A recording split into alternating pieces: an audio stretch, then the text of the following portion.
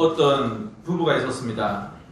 남편이 얼마나 무뚝뚝한지 한평생 같이 살면서 아내에게 따뜻한 말 한마디, 사랑한다는 말 한마디 하지 않고 그렇게 살아가던 남편이 있었습니다. 그런데 어느 날 아내가 시름시름 앓더니 병져 누웠게 되었습니다. 병원에 데려가서 진찰을 하니까 의사가 하는 말이 아내분이 얼마 살지 못할 것이다고 말을 하는 것이죠. 그래서 이 남편이 마음 가운데 너무 큰 고통이 왔습니다. 평생 나를 위해서 고생한 이 아내가 얼마 살지 못할 것이라고 생각하니까 마음이 너무 아팠습니다. 그리고 따뜻하게 손 한번 잡아주지 못하고 사랑한다는 말 한마디 하지 못했는데 그 병상에 누워있는 아내를 보니까 울컥 눈물이 났습니다. 그래서 아내의 손을 잡고 이 남편이 입을 떼면서 이야기를 합니다. 여보, 평생 살아오면서 당신이 나에게 해준 그 모든 일들이 너무 고마웠는데 사랑한단 말 한마디 하지 못했는데 이렇게 당신이 너무 아프니까 내 마음이 너무 아프고 여보 제발 부탁이니 좀 일어나시오. 사랑하오 사랑하오. 그때 이 말을 듣고 있던 누워있던 아내가 벌떡 일어나면서 야 인간 아니지 그 말을 왜 하냐고 그렇게 이야기를 했다죠. 그런데 그 이야기를 전해들은 어떤 목사님의 이야기가 2탄이 있습니다. 목사님이 그 이야기를 듣고 가만히 생각해 보니까 이 목사님도 자기 아내 사모에게 사랑한다는 말을 평생을 안 했거든요. 그래서 마음이 찔려가지고 나도 아내에게 사랑한다는 말을 해야 될 텐데 그러다가 저 지방에 세미나가 있어서 목사님이 세미나를 갔습니다. 거기 가서도 이제 며칠째 공부를 하면서도 늘 이게 마음에 걸린 거예요. 아내한테 사랑한다는 말을 해야 될 텐데. 그래서 어느 날 세미나를 다 마치고 숙소에 돌아와서 핸드폰으로 전화를 걸었습니다. 여보 하니까 사모님이 왜요? 여보 아니 뭐예요? 할 말을 해요. 여보 할 말이 여보 아니 뭐예요?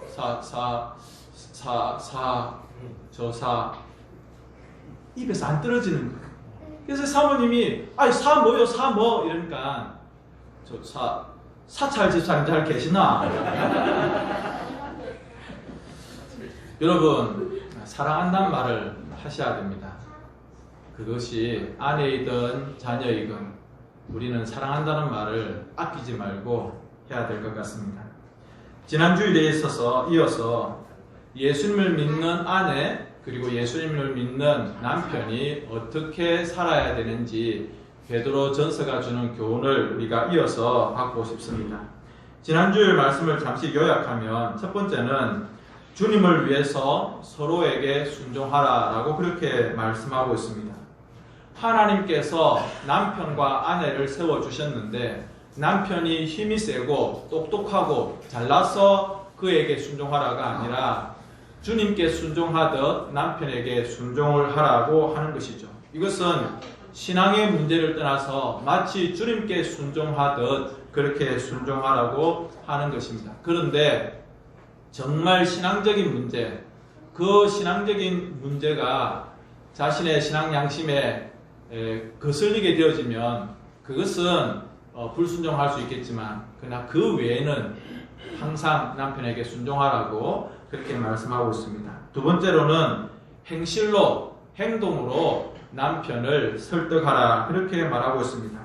순종으로 보여주는 것, 행실로 보여주는 것이 그 남편을 감동시킬 수 있고 그리고 불신 남편도 아내의 그 순종과 그 행실을 보면서 하나님이 어떤 분이신지 인정하게 되어지고 은혜를 생각할 수 있기 때문에 그렇습니다.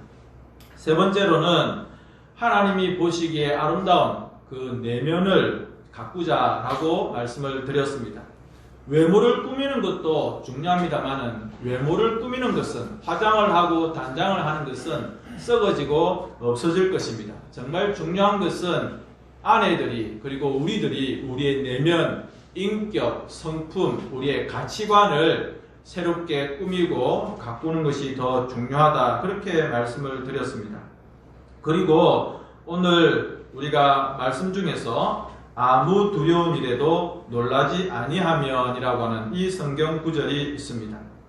여러분 2000년 전에 예수님을 믿는 아내들이 핍박을 받고 고난을 당하면서 특히 불신 남편과 또 그 당시 사회적인 환경 가운데에서 신앙생활을 한다는 것이 얼마나 두렵고 무서운 일이었겠습니까? 그런데 오늘 성경은 두려워하지 말고 놀라지 아니하면이라고 말하고 있습니다.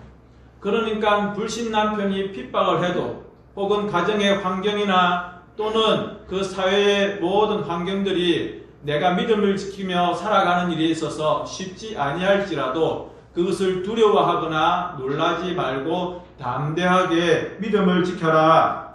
그렇게 말씀을 하고 있습니다. 끝까지 믿음을 지키면 믿음의 조상이었던 아브라함의 아내, 그 아내 사라의 영적인 딸이 될 수 있다고 하는 축복의 말씀을 주고 있습니다. 그래서 여러분 중에 불신 남편을 두고 있는 분들, 불신 배우자를 두고 있는 분들, 절대 일어나고 있는 건 여러 가지 고난과 핍박에 대해서 너무 두려워하고 또 놀라지 마십시오. 여러분들은 영적 하나님의 귀한 아들, 딸이 될 수 있는 축복의 기회라고 생각할 수 있기를 바랍니다. 이제 오늘 두 번째 주제를 가지고 함께 말씀을 나누고 싶습니다. 오늘날 배우자들 가운데 예수님을 안 믿는 그런 짝믿음 가정이 참 많이 있습니다. 또 코로나 때문에 좋은 핑계가 생겼습니다. 아내에게 교회 가지 말라고 합니다. 남편에게, 배우자에게 교회 가지 말라고 합니다. 코로나 때문에 위험하다고 말하는 것이죠. TV 뉴스에서 계속해서 떠드는 이야기가 무엇입니까? 교회발 코로나. 그래서 이러한 이유를 가지고 핑계를 대면서 배우자의 교회 가는 것을 방해하는 일들이 참 많이 있습니다. 그렇다고 해서 영상으로나 기독교 TV로 예배를 드리는 것도 그렇게 마음 편하지는 않습니다. 영상을 보면서 그 작은 화면에 집중하고 있지만 그것을 보고 있는 불신 배우자, 불신 남편이 얼마나 핀잔을 많이 줍니까? 또 마음을 좀 모아서 예배를 드리려고 하는데 물 떠와라, 뭐 해라, 청소해라 이렇게 하면 예배 드리는 마음이 다 흐트러지지 않겠습니까? 그런데도 불구하고 성경은 우리들에게 놀라지 말라, 두려워하지 말라 그렇게 말씀하고 있습니다. 또 그렇게 영상으로 예배를 드리거나 참여할 때에 그렇게 방해하고 핀잔을 주는 남편이나 배우자와 감정적으로도 싸우지도 말아야 할 것입니다. 오히려 내 곁에 계시는 하나님, 나와 함께 하시는 하나님을 의지하면서 그런 시간들을 인내하면서 잘 견뎌낼 수 있는 믿음이 있으면 좋겠습니다. 특별히 이럴 때 우리가 더 지혜를 내어야 돼요. 만약 집에 불신 남편이 있으면 금요일이나 토요일부터 정말 준비를 잘해야 되죠. 그래서 집을 깨끗하게 한다든지 남편을 위해서 음식이나 반찬이나 이런 것들을 잘 준비한다든지 최고의 서비스와 봉사를 하고 집의 모든 환경들을 남편이 입대지 못할 정도로 잘 만들어 놓는 것이죠. 그리고 주일날 아침에 여보 교회 갔다 오겠습니다. 예배드리고 오겠습니다. 라고 말을 해보는 것입니다. 그렇게 할 때에 남편이 집의 모든 분위기들을 보고 또 아내가 자기한테 해주는 그런 모든 행실들을 보고 반대할 마음이 그렇게 쉽게 일어나지는 않을 것이라고 생각합니다. 하나님께서 그 남편의 마음을 만져주시고 하나님께서 그 상황들 가운데에서 성령님으로 역사해 주심으로 말미암아 남편의 마음이 열리고 불신 배우자의 마음이 열릴 수 있는 그런 기회가 되어지는 것이죠. 그럴 때 하나님께서 그 불신 남편과 배우자의 마음을 만져주실 때 성령님께서 역사하시면 나도 교회 같이 가볼까라고 하는 그런 은혜와 역사도 일어나는 것입니다. 그러니까 주일 아침부터 감정적으로 싸우고 혹은 토요일, 금요일이 되었을 때 집안 환경이 어지럽고 이런 것은 우리가 좀 지혜롭게 잘하면 된다고 생각을 하는 것입니다. 이제 오늘 우리가 살펴볼 것은 1절부터 6절까지는 아내들에서 말했고 오늘 7절은 남편들에게 말하는데 그러면 지난주에 말씀드린 것처럼 여자는 왜 6절이나 말하고 남자는 고작 한 절인가? 그러나 오늘 이 7절 말씀을 잘 읽어보시면 이와 같이라고 하는 단어가 있습니다. 이와 같이는 무엇입니까? 1절부터 6절까지를 다 포함해서 더하기 7절 한 절 더 주시는 말씀입니다. 그러니까 아내들보다 남편에게 주시는 책임과 의무가 더 크다고 하는 것입니다. 여자는 6이고 남자는 1이다. 그래서 남자는 좀 편하다. 그렇게 생각을 하신 분들은 큰 오해였습니다. 오히려 이와 같이라고 하는 이 말씀이 우리들에게 더 큰 의무와 가르침을 주고 있습니다. 그래서 우리 7절 말씀 우리 다 같이 한번 읽어보겠습니다. 시작. 남편들아 이와 같이 지식을 따라 너희 아내와 동거하고 그를 더 연약한 그릇이요 또 생명의 은혜를 함께 이어받을 자로 알아 귀히 여기라. 이는 너희 기도가 막히지 아니하게 하려 함이라. 아멘. 여러분 이와 같이라고 하는 이 구절이 우리 남편들에게 앞에 있는 모든 말씀들을 포함해서 더하기 7절 한 절을 더 주고 있다고 하는 이것을 꼭 기억하십시오. 그러면 우리 예수님께서 우리들에게 주시는 명령이 무엇인가? 오늘 성경에 보니까 지식을 따라 너희 아내와 동거하고 라고 되어 있습니다. 그러니까 오늘 장로님 기도처럼 우리가 정말 지혜롭고 또 지식이 있어야 됩니다.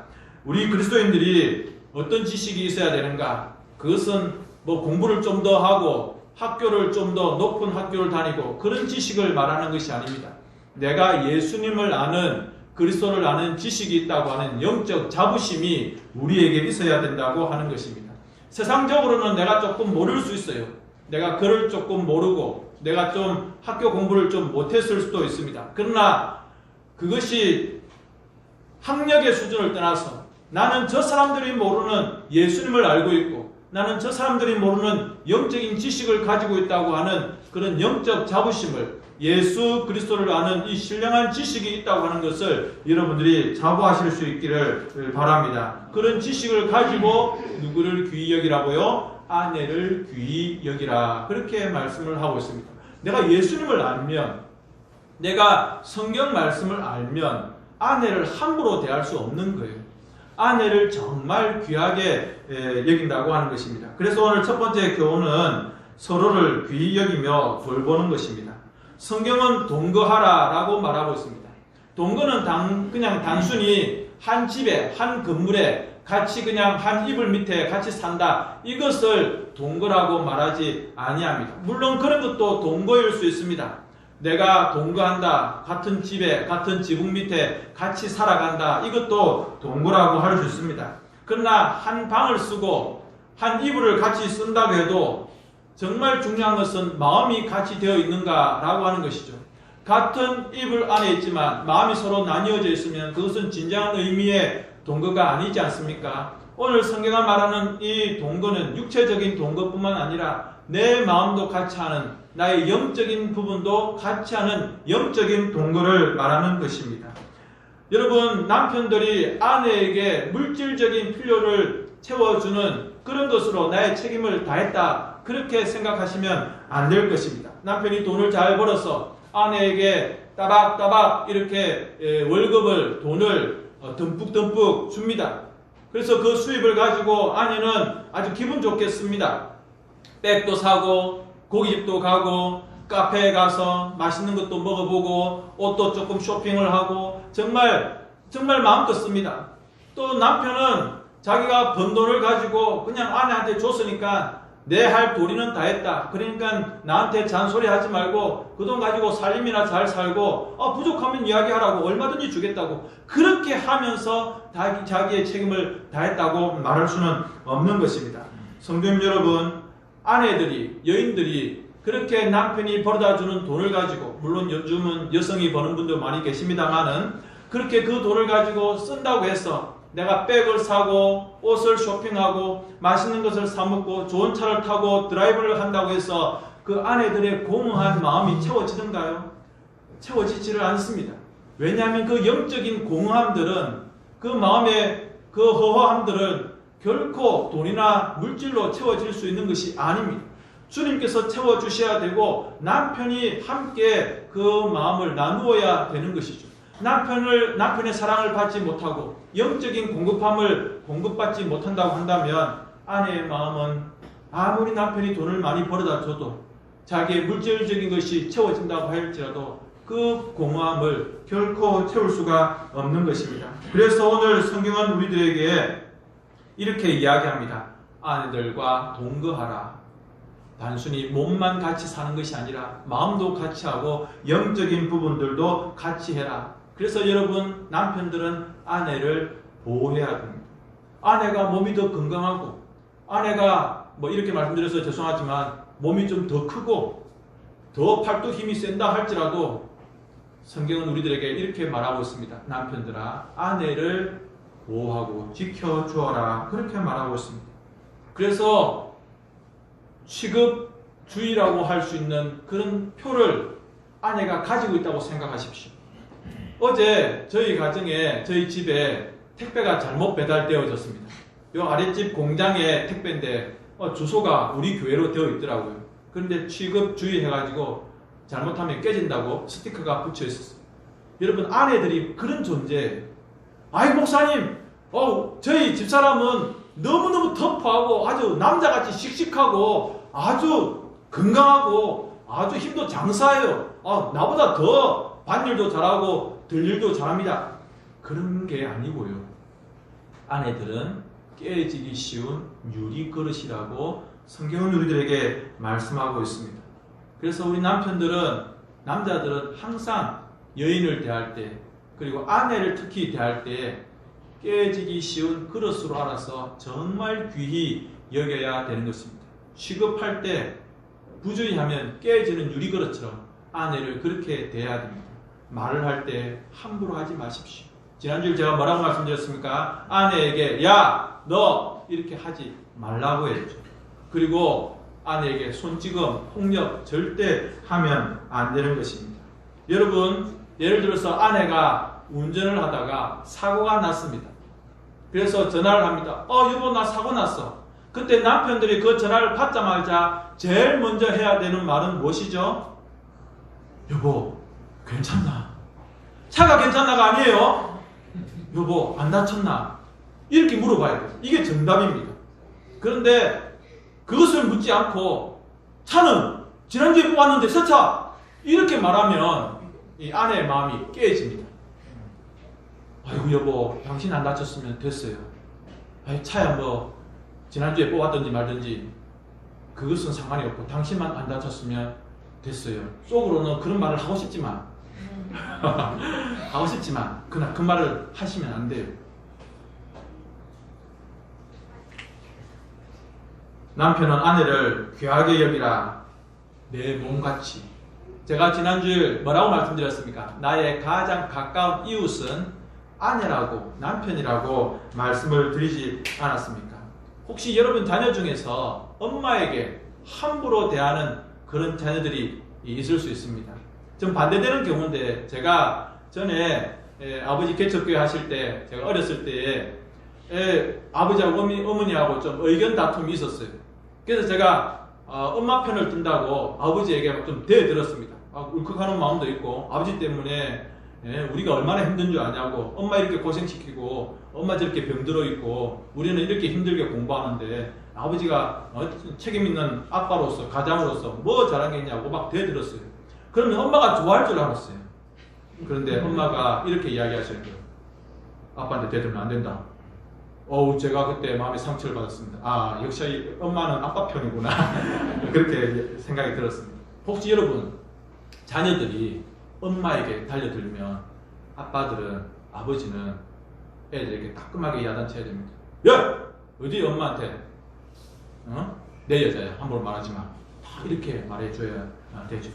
그때 엄마는요 아내는요 속으로 사이다 같은 마음이 듭니다. 역시 남편이구나. 그날 저녁 반찬이 달라지는 것이죠. 또 아내에게 남편에게 예의와 존경심을 가지고 대해줘야 됩니다. 아까도 말씀드린 것처럼 남자라고 내가 경상도 남자인데 내가 안동 남자인데 라고 하면서 눈을 부라리면서 막 폭력적으로 억압적으로 그렇게 해서는 안 됩니다. 제가 안동 남자라고 해서 누가 찔리면 안 됩니다. 그리고 여자분들도 이런 감정을 느낀다고 한다면 나는 지금 남편한테 숨도 못 쉬고 짓눌려 산다, 이런 감정을 가지게 되어지면 그 남편은 지금 크게 범죄하고 있는 것입니다. 깨지기 쉬운 그릇으로 아내를 대할 수 있어야 돼요. 혹시 남편들 중에 지금 생각하시는 분이 계십니까? 아유, 목사님, 우리 집 사람은 유리 그릇이 아니라 스테인리스 그릇이라서 던져도 안 깨집니다. 아주 튼튼한 쇠 그릇입니다. 그렇지 않아요. 오늘 성경은 우리들에게 분명하게 말씀하고 있습니다. 깨지기 쉬운 그릇이다. 그래서 정말 귀하게 다뤄야 된다 말씀하고 있는 것입니다. 어떻게 보면 여자분들은 깨지긴 쉬운 그릇이라고 말씀하고 있지만, 또 한편으로는 정신적으로 굉장히 강한 분이 여자분이 아닌가, 아내들이 아닌가, 우리의 엄마들이 아닌가, 그런 생각을 해봅니다. 아기를 낳죠, 기르죠, 또 남편 뒷바라지를 하죠, 가족 일들을 챙기죠, 또 요즘은 맞벌이 부부로서 직접 생활의 현장에 나가서 그렇게 일을 하시는 분들도 계시지 않습니까? 그래서 어떻게 보면 여자분들이 정신적으로나 여러 가지 면에서 우리 남자들보다 더 뛰어난 분들도 참 많이 계십니다. 그럼에도 불구하고 성경은 우리들에게 뭐라고 이야기합니까? 아내의 감정적인 것이나 모든 것에 있어서, 영적인 부분에 있어서 깨지기 쉬운 그릇이다. 그래서 우리 남편들은 아내를 정말 함부로 하면 안 되고 귀하게 여길 수 있어야 되는 것입니다. 또한 아내분들도 생각하십시오. 남자분들이 나이가 점점점 들면 들수록 아기가 되어져 가고 여성화 되어져 갑니다. 앞에 서 있는 저도 점점 여성화 되어져 가고 있는 것 같습니다. 조그만 일에도 깜짝깜짝 놀랍니다. 그래서 우리 아내 되시는 분들이요, 남편이 점점 나이 들면서 드라마 보면서 눈물을 조금 흘린다든지 훌쩍훌쩍 그런다든지 그런 모습을 보면서 불쌍히 여겨 주시옵기를 간절히 원합니다. 여러분, 아내와 남편이 서로 존경하고 아끼고 인정해 줄 수 있는 그런 관계가 되어야 되겠습니다. 두 번째로는 하나님의 은혜를 공동으로 상속받는 자라고 그렇게 말씀하고 있습니다. 아내가 높으냐 남편이 높으냐 이게 아니에요. 동격이에요. 같은 인격이라고 하는 것입니다. 7절에 보니까 함께 생명의 은혜를 이어받을 자라고 말씀하고 있습니다. 다른 번역을 보면 공동 상속자예요. 제가 새벽에도 말씀드렸지만 제가 이 성경 구절을 가지고 아내를 위해서 늘 기도합니다. 하나님, 저희 아내와 저는 하나님의 유업을 함께 이어받을 자입니다. 라고 이렇게 성경 구절을 이야기하면서 아내를 위해서 기도합니다. 여러분들, 남녀의 차별은 성경에서 없습니다.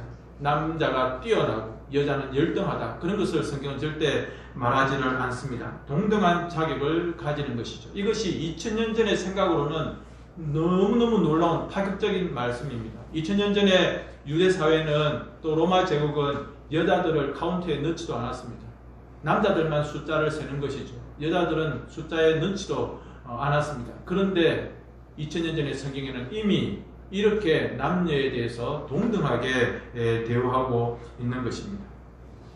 우리나라 문화 중에 남편이 죽고 그 아내를 미망인이라고 하는 그런 표현들을 씁니다. 굉장히 잘못된 것입니다. 미망인, 한자를 그대로 풀었으면 아직 죽지 못한 여자라는 뜻입니다. 남편이 죽었는데 아내가 살아있다, 미망인이다, 니는 왜 아직 안 죽고 살아있냐, 이런 뜻이잖아요. 얼마나 이것이 그 여자의 인격을 상처 주는 말입니까? 미망이라는 말을 쓰면 안 됩니다.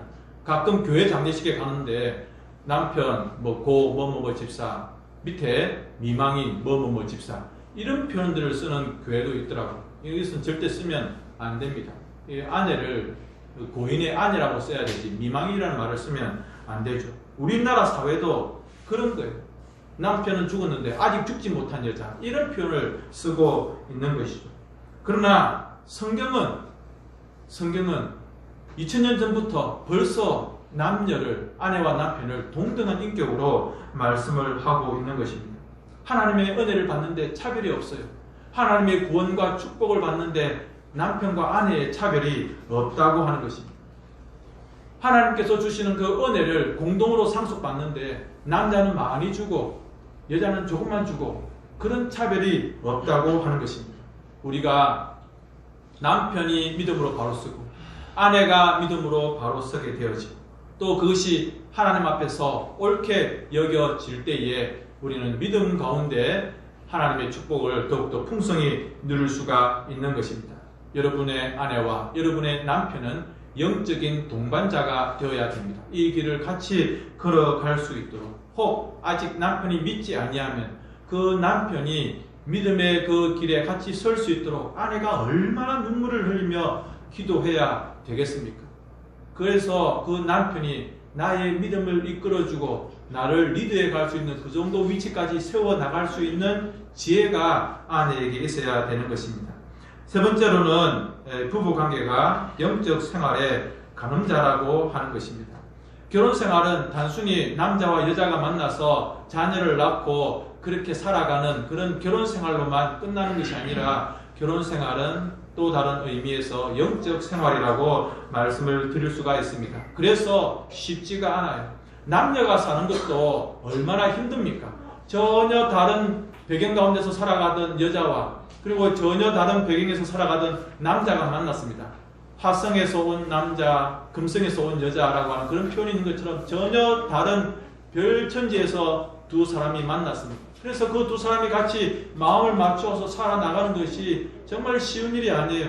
지금 우리 교회 장로님, 집사님, 권사님들 30년, 40년, 50년 이렇게 결혼생활을 유지하시는 분들 보면 정말 감사하고 놀라운 일이죠. 정말 존경할 만한 일입니다.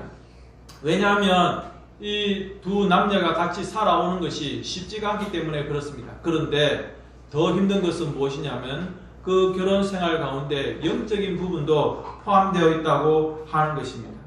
여러분 중에 어떤 아내가 교회에서 이제 기도회를 하고 왔습니다. 수요 기도회든지 금요 기도회든지 어떤 집회에 가서 은혜를 많이 받고 이제 감정이 참 뜨거워져서 집에 딱 들어왔습니다. 그런데 불신 남편이 막 화를 내는 거예요. 어디 갔다가 지금 오냐고. 애들 저 배고파서 저렇게 울고 있고. 뭐야 당신. 교회에 미쳤어? 예수가 그렇게 좋아? 막 그 소리를 지릅니다. 미쳐도 정도껏 미쳐야지. 험한 말을 막 하는 거예요. 그러면 이 아내가 받았던 그 모든 은혜들이 막 순식간에 깨어집니다. 하나님께서 주신 은혜가 그냥 바닥에 다 흘러버리는 것이죠. 그래서 뭔가 은혜에 집중하고 싶고 뭔가 하나님께 십자가에 좀 집중하고 싶은데 이 결혼생활이라고 하는 것이 이 순식간에 나의 마음을 깨뜨리는 경우들이 너무 많다고 하는 것입니다. 그러나 많은 부분에 있어서 어렵지만 그렇다고 해서 이 결혼생활 혹은 부부생활이 모두 다 나쁜 것은 아니잖아요. 어떨 때는 아내 때문에 남편 때문에 나의 영적인 부분들이 채워지는 그런 축복도 있는 것입니다. 그래서 하나님께서는 이 결혼 제도를 통해서 부부관계를 통해서 오히려 이 영적 생활들이 더욱더 풍성해지는 통로로 그런 기회로서 주신다고 하는 것을 기억할 수 있기를 바랍니다. 그래서 여러분들도 마찬가지지만 여러분의 자녀들이 결혼할 때에 그냥 예식장에서 일반 사회 주례로 하지 마시고 결혼 예식으로 목사를 모셔서 그렇게 결혼 예식 예배로 드릴 수 있으면 좋겠습니다. 저도 최근에 친척 결혼식이 있어서 가봤는데 뭐 이벤트 같아요.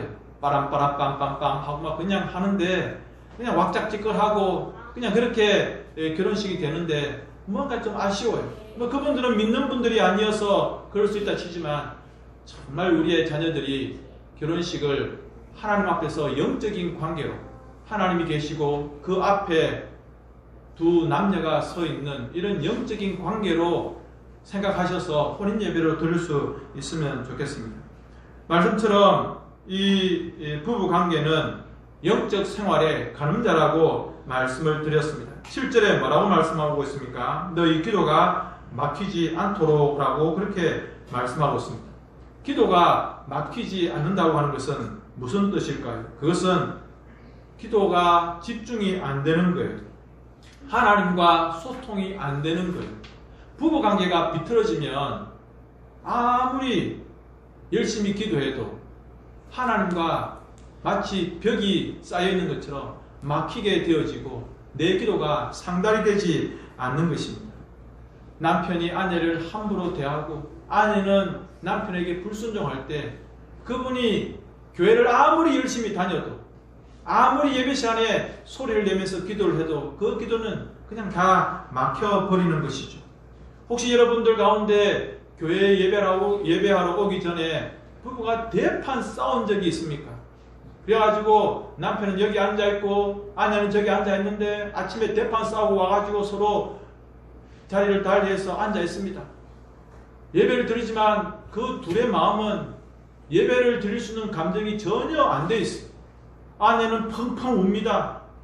주위 사람들은 아이고 저분이 오늘 은혜를 많이 받았는가 보다 그렇게 생각하지만 그렇지 않은 거예요. 좀 마음이 상해가지고 막 그냥 눈물이 터지는 것이죠. 그 예배가 하나님께서 받으시고 영광 받으시는 예배가 될 수가 없지 않겠습니까? 그렇게 싸워가지고 무슨 예배를 통해서 하나님을 만나겠습니까? 여러분, 우리가 영적인 생활도 잘하고 부부관계도 잘해서 우리의 이 모든 하나님과의 소통에 있어서 막힘이 없기를 예수님의 이름으로 축복합니다. 성도 여러분, 이제 말씀을 정리하겠습니다.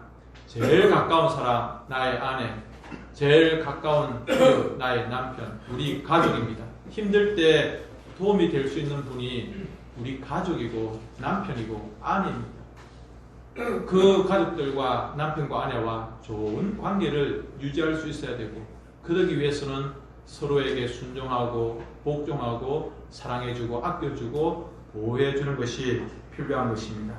그럴 때 하나님께서 나를 지켜주시고 나의 아내와 남편을 지켜주시고 가족들을 지켜주시는 그런 손길을 경험할 수 있는 것이죠. 우리 마지막으로 에베소서 5장 말씀을 읽고 찬양 함께 드리겠습니다. 에베소서 5장에 이 말씀 같이 한번 읽어보죠. 시작. 그러므로 사람이 부모를 떠나 그의 아내와 합하여 그 둘이 한 육체가 될지니 이 비밀이 크도다. 나는 그리스도 교회에 대하여 말하노라. 그러나 너희도 각각 자기의 아내 사랑하기를 자신같이 하고 아내도 자기 남편을 존경하라. 아멘. 사랑의 주님이 날 사랑하시네. 우리 이 찬양 함께 부르겠습니다. 아직 흥금 차례 아닙니다.